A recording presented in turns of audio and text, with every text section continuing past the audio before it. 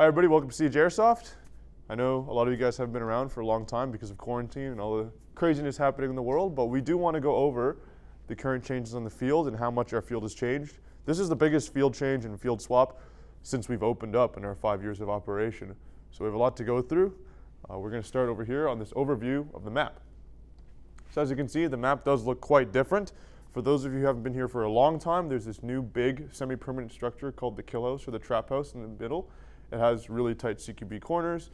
It just kind of adds another layer of fighting for the field. It adds some really tight corners, some CQB, some maze-like structures. It was purposely built for training, so for law enforcement, military agencies and stuff like that. There are rooms specifically built for their room clearing drills, but also it works really well for gameplay. It's probably been here for about 8 months or so now, actually about a year, and it has proven to be one of our most popular structures. Otherwise, the field itself has changed a lot. You might recognize some familiar things like cubes and cars and all that stuff. However, the arrangement of them, the way that it has been designed, and the philosophy around them has evolved over time as we listen to customer criticism, as we refine our business practices and our field design. We have also refined the field to reflect that criticism, those reviews and everything like that. We do read your reviews, so definitely your voices are not going unheard. Just going to go over a few things. This field was designed with a lot of philosophy from game design, a lot of philosophy and techniques from learning how video games work, your favorite kind of shooters or your favorite kind of FPSs.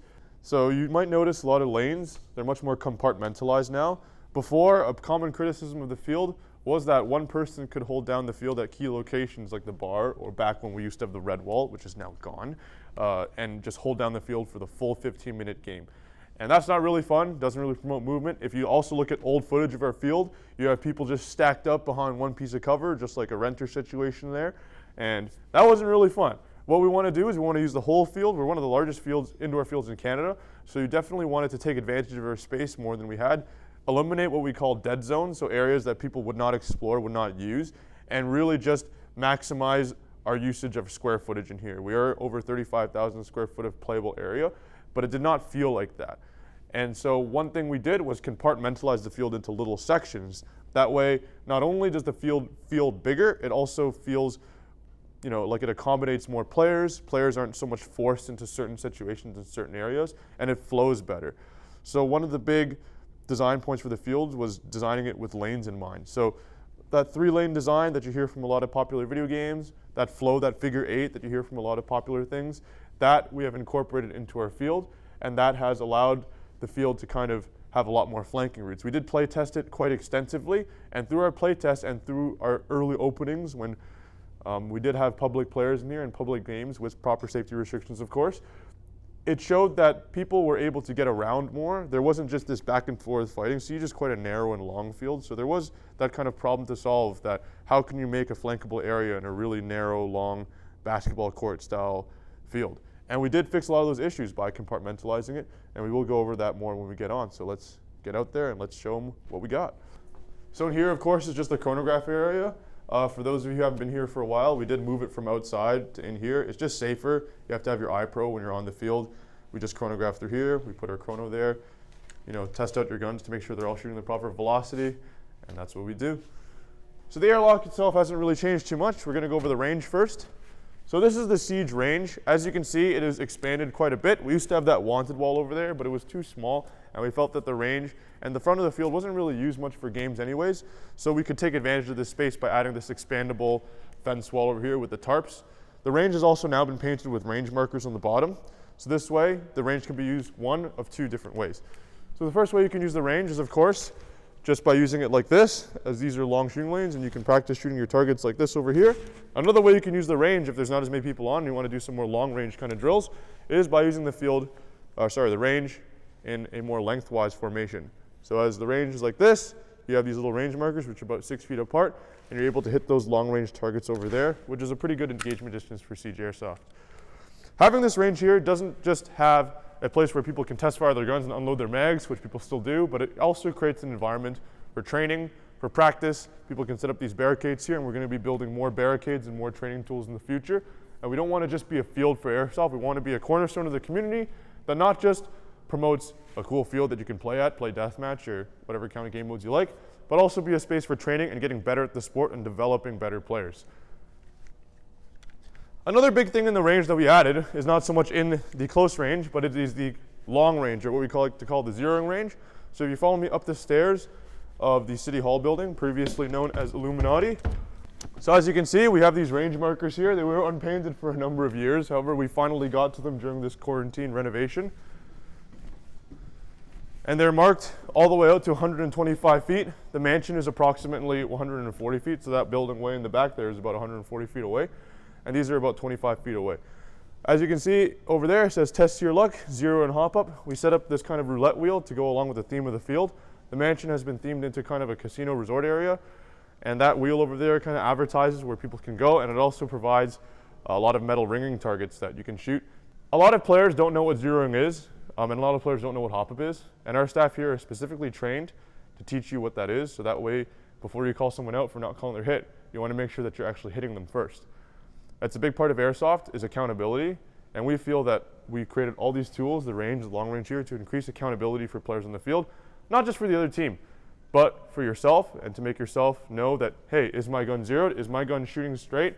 Do I know where my BBs are going? And that is also part of the range experience. Another big part of the range experience is the zeroing range over here. So this one is a target that we put a piece of paper on with this clip here, and it's a motorized kind of range, and if you press the switch on the side, the range is able to go out to about 75 feet, which is quite a distance. It's pretty good average engagement distance for siege.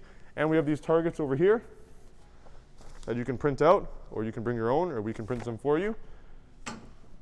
And that allows you to really get a more precise zero on your gun, so you can hit that little coin-sized target or dinner plate-sized target at 75 feet away.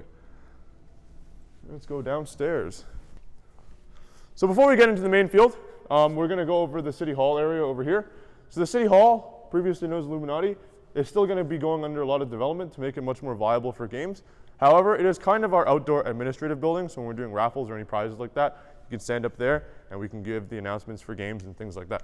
We did build this little podium here, just like we have on the outside, so that when we give briefings, I'm going to stand up on this thing, we're able to brief the players out here on safety, eye protection, having a bit of an elevated platform so that people can hear us clearly, know what's going on. Just gives us more tools to use so that we can disseminate the information to the players in the most efficient way possible. A lot of the colors and things like that finally exist. We decided to paint it up, give it a theme based on the city that we live in, Toronto, and based on various other urban locales that we are familiar with. So for example, Vice City over here, everybody knows that game, and we've based it around kind of a TTC metro station.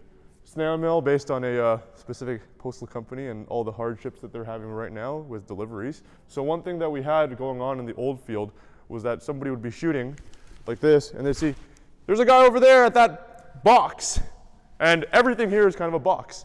So it's really hard to tell which box they're talking about, left, right, all that good stuff.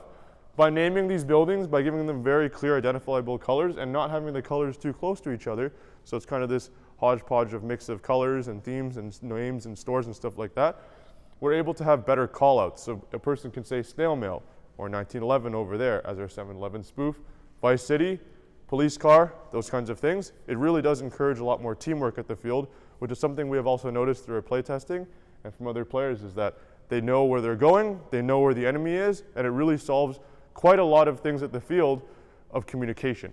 So Vice City Station, there's another station in the back called Raccoon City Station for all you gamers out there.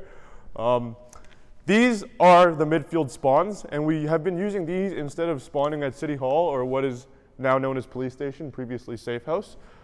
These midfield spawns are based on a lot of video game design that we've been reading up on, where there's kind of a fortifying structure in the middle of the field, which allows players to get out, break out from their initial points, and also to defend to prevent being spawn camped. So these buildings were really intricately designed in a way that prevents those problems from happening or alleviates quite a lot of them. As you can probably notice, we have these markers on the ground over here, just like the range, and these indicate a spawn box.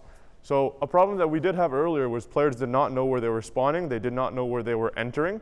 So one thing we added was these boxes around the place, so that way they know where to spawn, they know where to enter, they know to touch the back of the building, to watch their head, things like that. These buildings are kind of interesting because they also have the rules and code of conduct in the back. These are the most bare essential of rules. So if, for some reason, somebody is not listening to the briefing, they at least can identify to keep their eye protection on at all times, identify and have visuals to targets before shooting, so no blind firing, call them their hits, all that good stuff that makes airsoft work. So Vice City Station and Raccoon City Station also solved the problem of spawn camping. So before, a very aggressive team or a very well-coordinated team was able to really trap the enemy team in their spawn, and that's no fun for anybody. These buildings are extremely defensible. They have these kind of corners here, so a teammate could post up around here in these walls, watch their spawn. They can really get inside these areas here too, be able to post up here and watch their spawn from over here. And also, one little secret that some players haven't really discovered yet is the booth in front.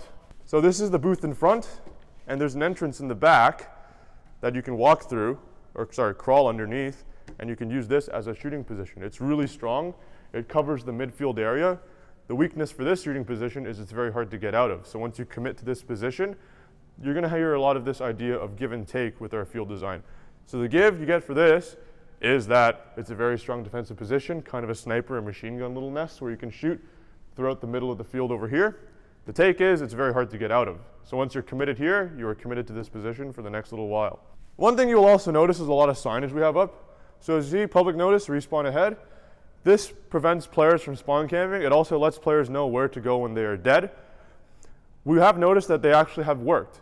So from experienced players telling us during playtesting, they see this sign and they know, oh, okay, I'm gonna move back a little bit, or I'm gonna maybe get my little bit of kills and run out because I know that's where they're spawning at. And it just creates that kind of narrative, the cohesiveness that we want. And the field is trying to solve problems that airsofters have on our field without the referee or without any authority figures having to scream or yell or direct them in that area. One thing you'll notice over here is these cool transformers, which are based on the transformers that you have probably hung out in during your playground and elementary school years. It's kind of bigger, but you've also grown bigger, so it kind of makes sense, I guess. In that respect, you'll notice a lot of these things, and you will not notice what we used to call 2D cover. So 2D cover were the old T-shaped, L-shaped, X-shaped walls that we had earlier, and we got rid of all of those. So they were not very durable. They often split apart when players would run into them, which you shouldn't do, but players did anyways. And because they were 2D, maybe only a single sheet of plywood, or with a 2x4 at most, they ended up being very easily shot out, creating lots of splinters, little holes, nooks, crannies. And because they were flat, they offered this very harsh 180-degree transition. So if you wanted to clear a wall, you'd have to do a 180 peak around this wall and not be able to really gradually pie it. Caused some hit calling issues because when you peak 180, you usually kind of fire into the corner and they would fire back, not sure who hit who first, all that nasty stuff. So to solve all of those problems, we created what we call 3D cover. 3D cover is much better, doesn't really move around a lot. This box weighs quite a bit. You'll need quite a bit of force to move it around, and it creates a more gradual transition. So if there's a person over there at this corner, you wouldn't be able to see them here, but you would be able to kind of slowly peek around and be able to shoot them there, hopefully without them noticing. And if they do notice, they also have to do the same thing against you. Gives a bit more time, a bit more opportunities to kind of make a decision. So there's one here, there's one there, as you can see. So you probably noticed a lot of these cubes. We have closed up all the murder holes, or all the little holes, because we didn't want that Swiss cheese field anymore. That Swiss cheese kind of field allowed players to really hold down a lane from this really cheap little spot that nobody was able to hit them in, or hit it calling was ambiguous because people did not know whether they were hit or not. Of course, airsoft is a game of honor, but like I said before, by creating a new field, we're trying to solve the issues that we can with design rather than with authority. So all those motor holes are gone. It also creates a much more durable field. It's much harder to shoot through solid plywood than it is to chip away at a triangle or a little box. The booth for snail mail, and that one's called Virtual Life, are based on spoofs, like I said earlier, but they go into this interesting design philosophy we call the C structures and the I-beam structures. And they're called C and I-beam structures because if you look at it from a top-down view, it's a cube, an 8-foot wall, and a cube, or a cube, an 8-foot wall, and a cube, creating that I and that C. And this was based on a lot of video game design and a lot of design philosophy with lanes, shooting, flanking, and all that stuff. So I will demonstrate how that works. So if you're over here, you can easily hold down this lane. as one person pretty effectively and without exposing much of yourself. However, it does leave you open in a few ways. Through here and through the middle kind of alcove for the sea. So I'll demonstrate by going to the other side. So if I'm here on this side, transition shoulders a bit, I could have this firefight over here with this person, and that might work out in my favor, it might not, it really depends on who's the better shooter. But we added more kind of tactical options to our field. By going through here, you're able to kind of get the jump on this player over here by going closer, like this. And that will be a little unexpected if they see someone there, they're holding it down over there, or they might be holding low, and the person pops out over here. Another option is, by going inside the cube, you're able to actually completely get a flank on a person defending over here. The downside and give and take for this is going inside is slower, a slow lane and a fast lane, and also it's louder. Just like in any other popular kind of competitive game where you would turn the footsteps up, walking on the concrete isn't too loud, it's pretty quiet. However, walking on the plywood creates a lot more noise. So it's really up to you and up to the player how they want to solve these little problems that they encounter in force on force. So we're going to approach the midfield now, and this part was probably the most exciting part of the field to design because the midfield is where the transition point between one side, attackers and defenders, team deathmatch, attackers and attackers, or any of that stuff was kind of going on. So the midfield presented a few challenges because the bar was really strong and really overpowered. If you held the bar, you win. And the midfield, people didn't want to cross it. So it was kind of this line of scrimmage, this no man's land that nobody really wanted to move across, nobody really wanted to take. So how do we develop this midfield so that people will cross it and the bar is less overpowered and there's more interesting avenues of fighting? So one thing we did was look at the field and how people fought. Most people fight at Siege back to front like this, from the front entrance all the way to the fire exits to the back.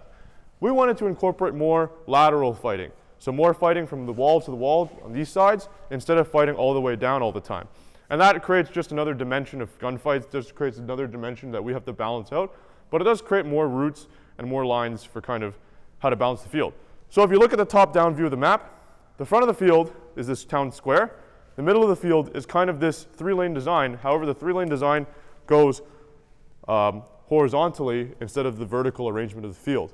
And that allows the midfield to block lines of sight from one end to the other, so you can't just camp from the midfield all the way to their spawn. And it allows the midfield to kind of have these interesting engagements where you're fighting laterally instead of vertically. Going to the ref tower here, very familiar. We haven't changed it too much. We have changed a few things though. On the ground, you will see a midfield spawn. So this is for half-field games, like half-field deathmatch, mini games like that. The ref tower has also changed in a few ways. First and foremost, there's no more bonking your head on these X-beams because we moved them to the side instead of being in the front and the back. Also, the ref tower used to be a really powerful spot because you were able to shoot laterally and camp the whole field from the inside of the Killhouse. We fixed that by making it more of a tunnel. So now, in order to shoot from the ref tower, you have to commit to either staying inside, having a very narrow lane of fire, or coming out and being more exposed. In addition, from this view where I'm standing, there's a wall right where the cameraman is. And that wall allows you or any players to have a bit of a chance to advance up from cover to cover. So there's this cover-to-cover fighting instead of cover to the open wilderness. Cue that ODST commercial where the pod pops out and he's facing like a million aliens over there. These signs over here we have developed really denote the buildings and what kind of buildings you're fighting in. So the middle area is what we call Flavor Town, named after a very popular frosted tip chef. So this one is called Chance's West Indian Eatery, named after someone very important to us. And these kind of little buildings develop the story and the narrative around Siege. Our merchandise is also going to be based around this, so you feel like you're just part of this little community instead of just playing on this little field. Weenie hut over here, based on our rule number 1, which is no weenies allowed, don't be a baby, you're playing airsoft. We moved this picnic table here from the outside because it looks really cool, fits the narrative. We have had people hide underneath, it's a very sneaky spot. Weenie hut is kind of the midfield, very defensible position. It doesn't really lead anywhere, but people have been going inside and through these doors to hold down the midfield. Quite effective for that. It also has this giant hot dog sign that we made very lovingly. What we have created is these alleyways, and these alleyways are really cool. They feel really immersive, really tight, just like the back alleyway of a street. We've also added more wires on top, so that way it kind of creates that noise that we have, that field noise, that the shoes hanging there adds to that urban feel. And in addition, you notice that everything is much more narrative, everything is much more intentionally designed. So here, this entrance has been blocked off for a very long time at Siege because it did provide too much of an open shooting lane to the other side. However, it used to just be blocked off with a piece of plywood or some graffiti or something like that. We've actually now made it into a shuttered door, and you will see these kind of shuttered door designs throughout the whole field. It just really adds that this is a space I can get into the bar. I have to fight my way in, but I can't get in through this way. So the bar. The bar is probably one of the most contentious parts of the field because it's extremely strong, really easily defensible, and really hard to take. So we wanted to fix that issue because the bar itself was a bit overpowered. It didn't really lend to proper field balance, and because it's the middle of the field, whoever controls the middle wins. As you can see from here, the shooting lanes from the bar are not as strong as they were before, including from this door, that door, and out. We have blocked one of the big archways, so this is the only archway you can get in from this side, and we have blocked this one with the shuttered door like you see earlier. So in here, we have added this clear wall. So this clear wall really prevents the camping from that door to that door. So both teams now have a midpoint to fight to and have some options to fight around. So if a teammate were to get here, you can see what's going on, but this is a plexiglass wall. BBs will not go through this very easily, or actually they won't go through them at all. As you can see, many BB marks. There's been many times where people have gotten faked out over here, but no times where people have gotten shot other than a good flank or a good strat.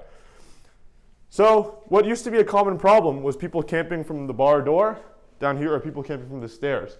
So the stairs, you can see, have been blocked off. So the stairs are only for going up and down now, not really a campable spot. So even if somebody were to camp at the stairs, there would be many more opportunities to shoot them if they were not at the stairs. So it's not a very good place to be. So through the back of the bar, we have split the back of the bar, which we used to call the pocket, into two different alleyways. So the first alleyway is on the outside, and we're going to go through it in a bit. And the second alleyway is here on the inside. On the inside, we have this new wonderful van. So this van over here is pretty sweet. Offers a lot of cover. These windows are holding up to BBs, and it offers places you can go inside, through the door, shoot underneath if you're really flexible and really good. Going with the theme of designing for the field. So-so over here, pretty popular call-out spot, just named after so-so. A lot of these so-so goods you get in Airsoft. On top, you'll see this little flag here. And these are going to be scattered throughout the field. We'll go over to them as we walk past them. This is a control point sign. So as you can see from many games and many kind of movies and stuff like that, they will highlight the important things and they'll highlight the important areas. A lot of times when people are playing Airsoft, they're like, oh, I don't know where the thing is. I don't know where the control point is. These control point signs are movable, so if the field does change in the future, which it will, people will understand where to go, and they're always near the flags, just like a game of conquest, domination, stuff like that.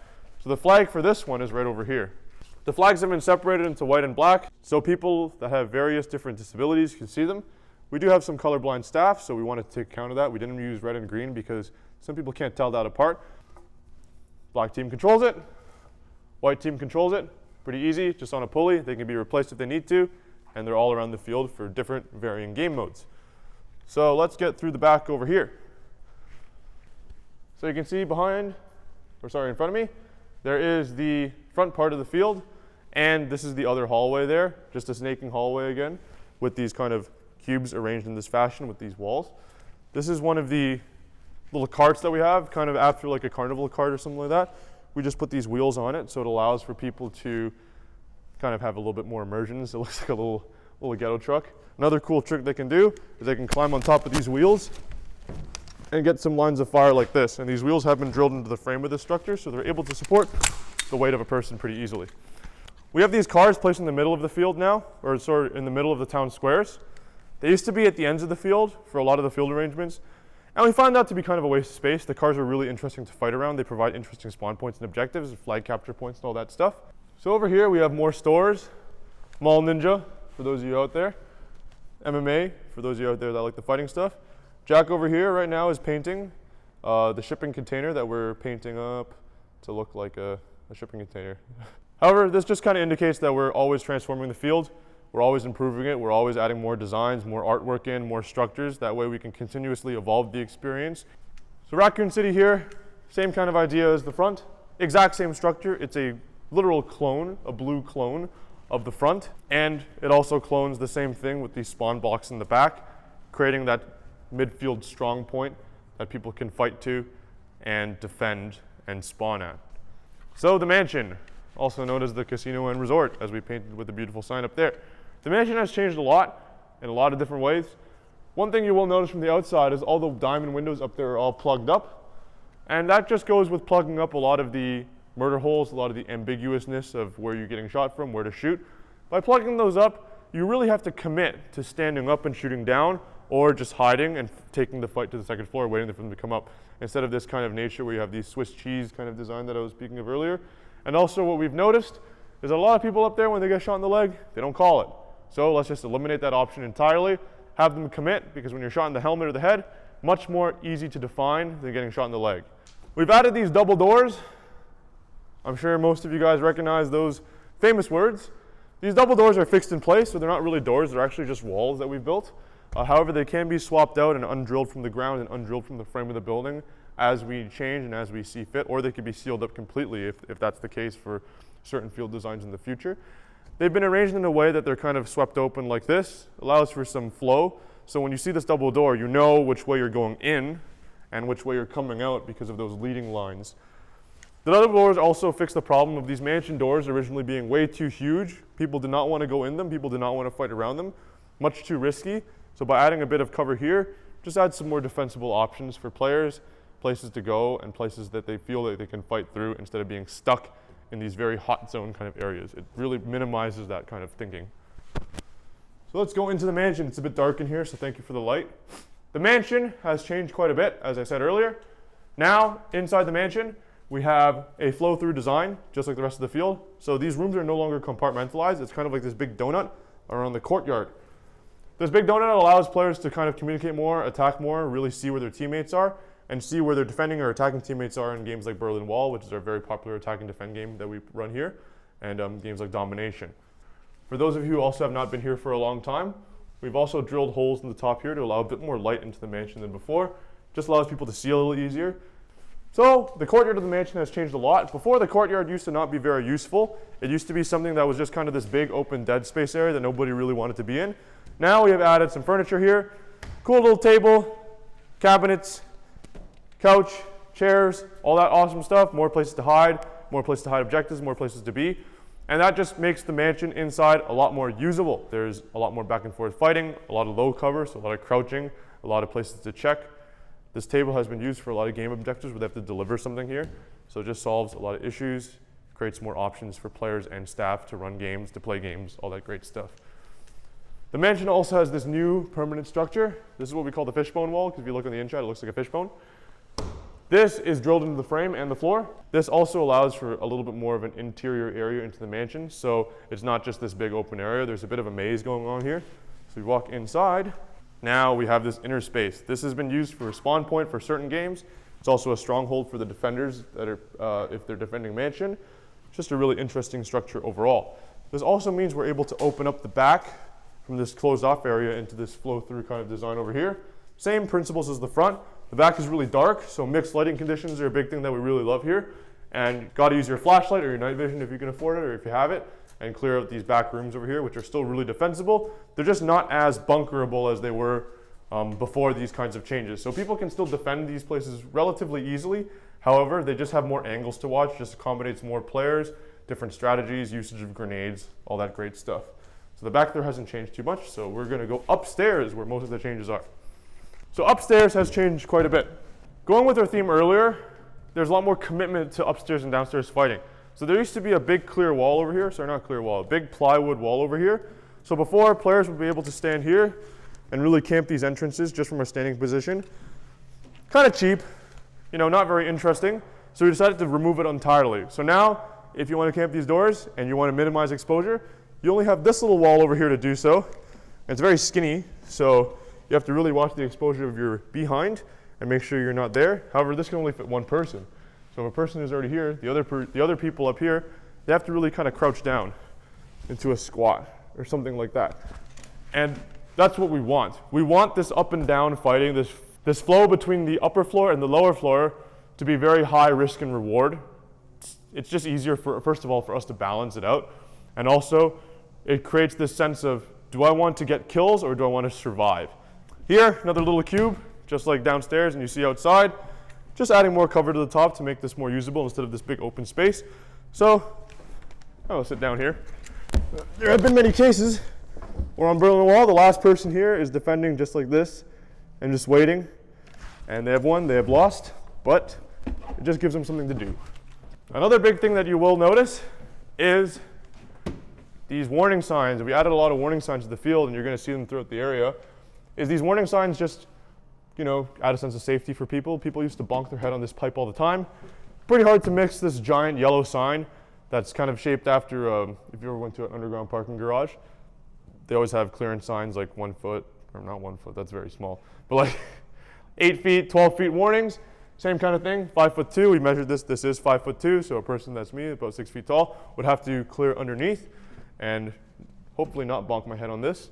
And actually, ever since we've installed these, we have seen 0 bonks, so pretty effective. So the upper floor mansion is still currently under development. However, we kept it mostly the same because it works out for us. In the future, we do want to make this a bit more compartmentalized, a bit more roomy, like you will see in the upper floor bar. These cubes are still here, adding some low cover, but like I said earlier, the holes are gone.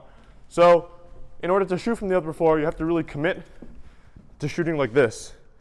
And you might think, wow, that might mean that nobody wants to shoot on the upper floor anymore. Actually, not true at all.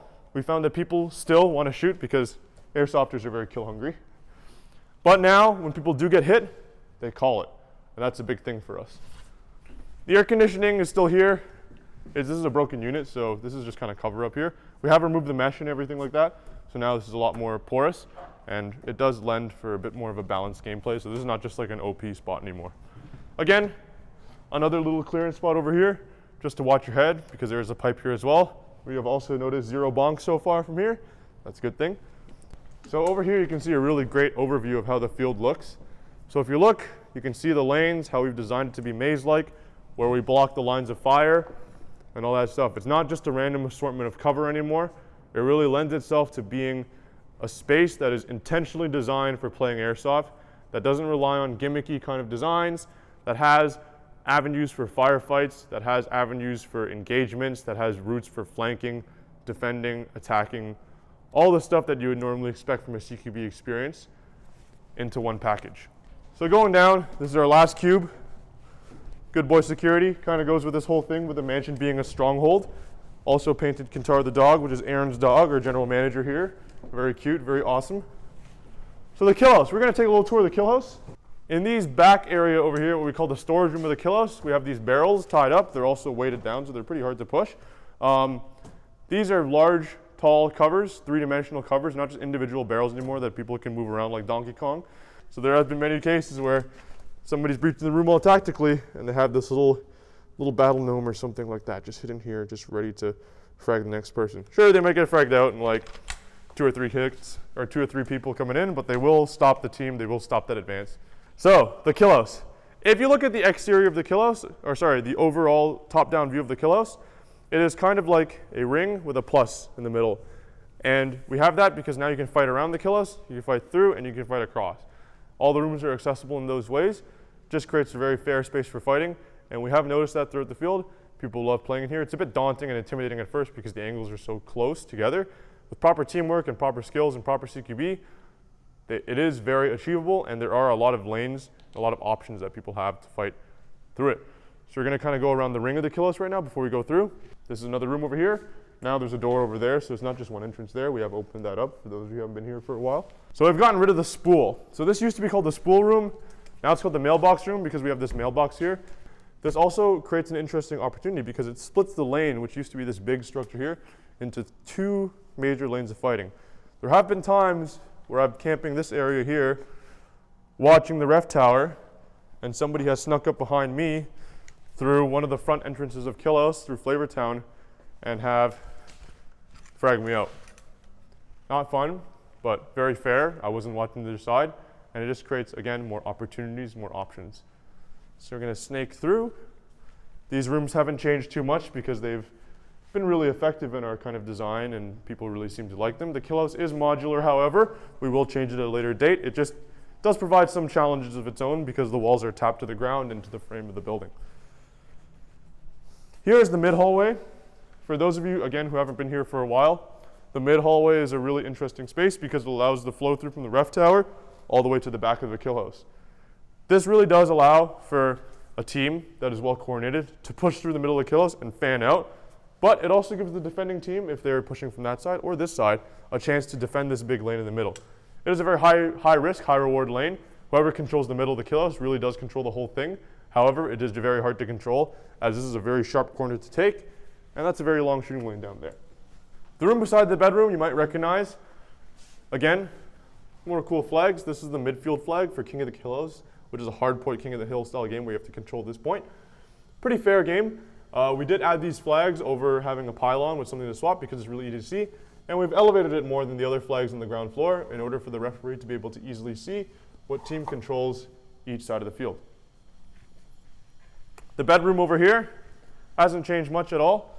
We did add some furniture over here, such as this little box spring, and we just arranged the couches in a way that they're a little harder to move. A lot of hiding spots in this room. However, really great for objectives. The bed does provide a great spot for DE siege, planting the bomb. This is one of the bomb sites. So Midway Station over here is the third train station. It looks different from the other ones because it's kind of modeled like an underground entrance that you go down into. It actually just leads into the wall of the perimeter. It kind of solves the problem of the hallway of death or the long hall of the Killhouse. There used to be some temporary cover here, such as a wall, L-shaped cover, T-shaped cover, but it would always get shot out because it's a very high traffic area of the field, and it did not provide a good area for movement and clearing because it was this harsh 180-degree transition. And what I also love about it is through this hallway from the ref tower hall can see both sides. So if a team is keen and somebody is camping here on each side, there's opportunities from both teams to clear out the other side and push forward. So if you were to go to ref tower over there, and I'm camping here, the person down there probably can't get me because I'm really holding down this spot quite strongly, but the person at the ref tower has an easy shot on me. Same thing with this side. Like that. And over there, a person from the long hallway, so the middle hallway, has an opportunity to get me, but I can easily get the person coming out from the bedroom. So probably the biggest change to Killhouse would be the bedrooms over here, the little rooms. Little rooms used to be kind of a bit of dead space. They were purposely more built for training. However, we have incorporated them into better gameplay by adding a big hall in here, like this.